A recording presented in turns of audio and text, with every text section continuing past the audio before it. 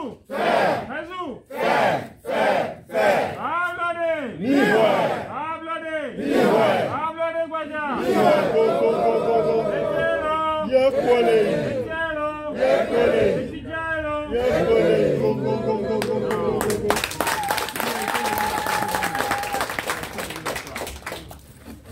Alors moi, mon propos va être déjà assez court. Il va s'agir de vous faire le bilan de nos activités parlementaires. On a fait 2 ans, à peu près plus de 60 textes quasiment. On ne pourra pas passer à travers tous ces textes-là aujourd'hui, donc je vais rapidement survoler ces textes-là. Et si vous avez des questions, il y a un numéro que je vais vous laisser, vous pouvez envoyer des questions, des doléances, s'il y a des choses que vous écrivez. Au bout de 72 heures, on va vous répondre. Si vous avez besoin de textes, ou bien il y a des sujets qui vous préoccupent, si on a voté des textes dans ce sens-là, on va vous envoyer la documentation. Donc, on va aussi jouer à un petit jeu, si vous le permettez. Je sais que le temps est très court. Je vais parler de façon rapide et brosser les choses assez rapidement. Mais je veux m'assurer que vous êtes attentifs. Et je vais vous demander de prêter donc attention à ce qu'on est en train de faire. À la fin de mon propos, je vais poser une question. Ou 2 peut-être, on verra, puisqu'il y a beaucoup de femmes aujourd'hui. 1 à 2 questions. Et ceux qui ont la bonne réponse auront 5 000. Applaudissez. Donc, ça peut être une question sur n'importe quoi. Donc, soyez très attentifs. Réseau! Réseau! Réseau! Alors, nous avons commencé le mandat en janvier 2019 et nous avions la responsabilité de gérer les intérêts de l'UFC, créé en février 1992 et qui est au Parlement avec 7 députés. Donc, j'ai été président du groupe parlementaire et ensuite mon aîné, Honorable Agbanou, nous a succédé.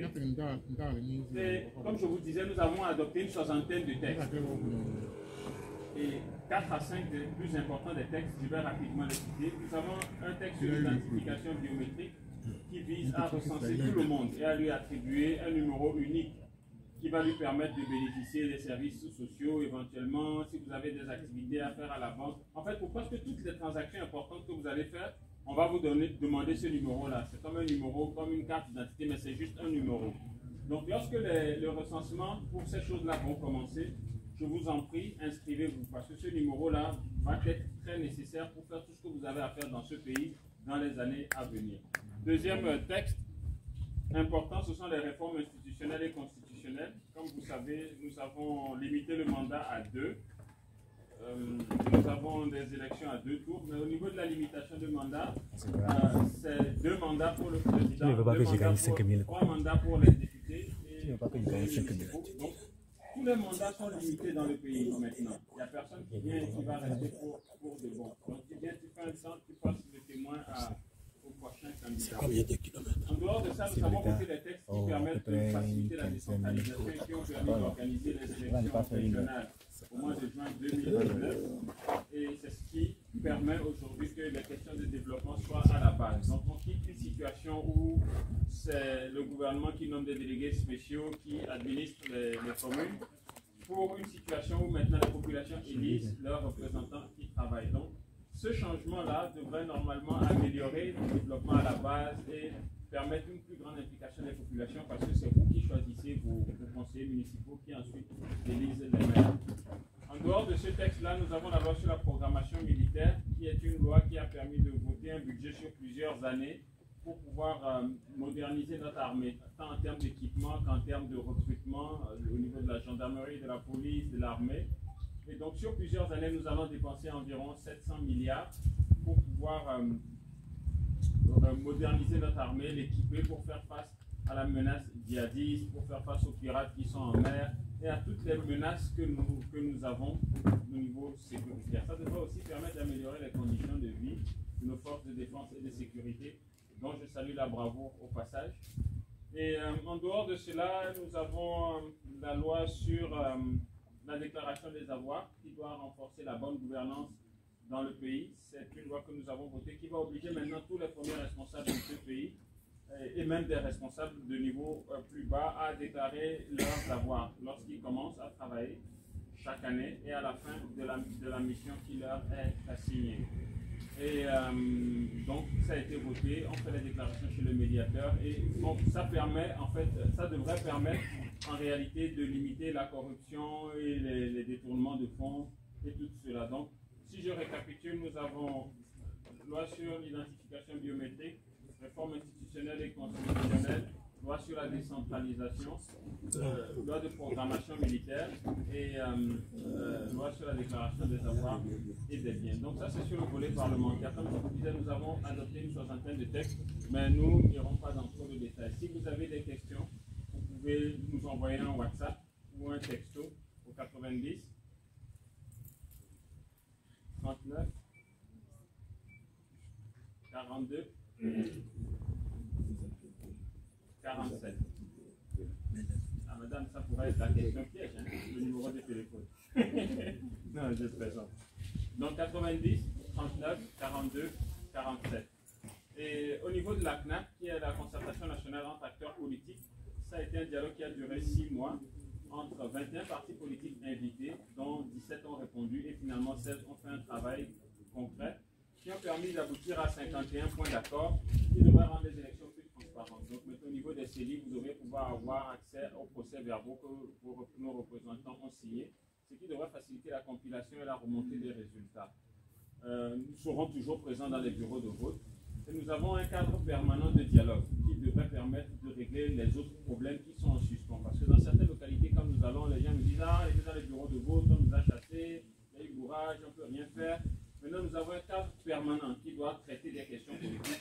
Donc, si vous faites une activité, quelqu'un vous intimide ou il y a un problème, vous vous en référez à votre président fédéral ou à votre responsable de section qui lui transmet au bureau directeur et lui transmet à notre représentant au dialogue qui peut porter ces problèmes-là pour que les mesures correctives soient prises. Donc, étant donné que nous sommes pris par le temps, je pense que je vais m'arrêter à peu près là. Je voudrais souligner que je suis particulièrement satisfait de voir aujourd'hui, j'ai compté 7 à 8 femmes, dont 1, 2 avec des bébés. Je trouve que c'est vraiment formidable et que c'est sans doute l'endroit où nous avons eu le plus de femmes qui sont impliquées dans ces affaires. Mesdames, je vous encourage à continuer. Et c'est sans doute depuis qu'on est en train de faire les choses jusque-là, l'endroit où le mot de bienvenue, les choses paraissent beaucoup plus structurées, plus organisées. Donc c'est bien digne de vous, monsieur Baroman. Hein. Vous êtes un monsieur bien organisé. Oui. On s'est rencontré il y a 2 ou 3 ans à Sokodé et le nom et l'esprit m'est resté parce que c'était un monsieur qui est bien structuré dans sa façon de penser et qui sait de quoi il parle et qui parle de ce qu'il sait. Donc ça se reflète dans le travail que vous faites ici. Je vous encourage à continuer et toujours continuer à supporter notre doyen, monsieur Chamola. Je vous demande d'applaudir les deux, s'il vous plaît. Donc j'ai beaucoup parlé. Les femmes, je vous encourage à continuer. Vous êtes sur la bonne voie et c'est vous l'avenir de ce pays. Si vous vous impliquez dans nos activités, vous verrez que les résultats seront meilleurs. On va essayer de voir si on peut laisser quelque chose au niveau de la trésorerie pour augmenter un tout petit peu ce que vous devrez recevoir pour le déplacement parce que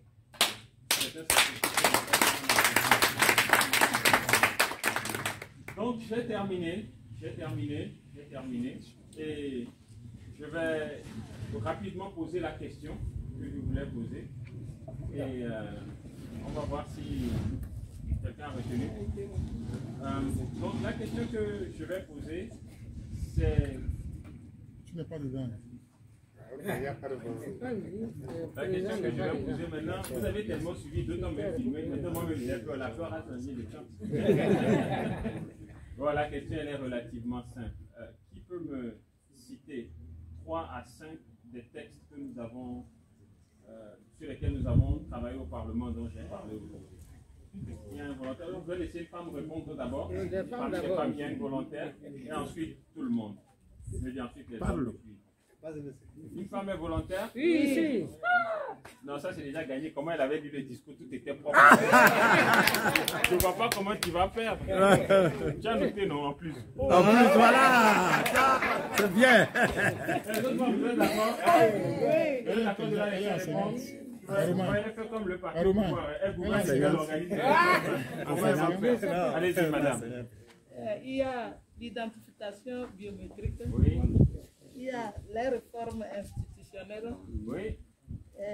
sa sollicitation au niveau des conseillers, Oui. La loi sur la programmation, et la loi sur la décentralisation des avoirs. Oui, c'est 5. Bon, je pense que c'est bon. 5 sur 5. Donc ça, on ne peut pas vous donner 5 000, on va vous donner quand même au moins 10 000.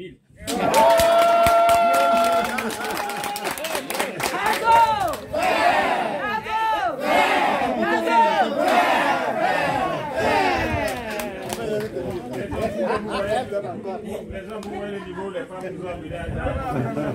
Donc la deuxième question, c'est pour les hommes maintenant. On va faire au moins 5 sur 5 aussi, non? Vraiment. Si quelqu'un n'est pas sûr des réponses, vous pouvez me payer, je vais souffler les réponses et puis au moins vous allez gagner. Non, la deuxième question, c'est de savoir. Au début, quand j'étais en train de parler, ça n'avait rien à voir avec la discussion que j'allais avoir, mais j'ai parlé de quand est-ce que l'UFC a été créé, le mois et l'année de création de l'UFC. Est-ce qu'il y a un ou un candidat? Bon, les femmes sont plus dedans. Monsieur, j'ai levé la main en premier. Vous avez donné la date, c'est à 1982. Le monsieur ici avait levé la main en deuxième. C'est en février 1982. Ah, ça c'est un comment? Il faut l'acclamer, non?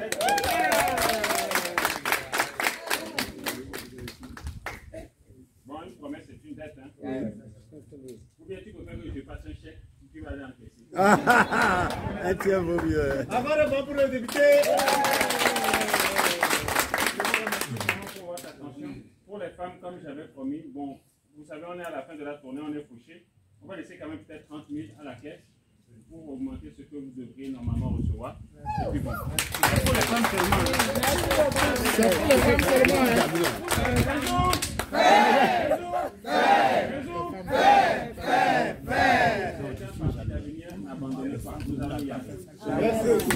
Parce que le temps. Raison. Raison.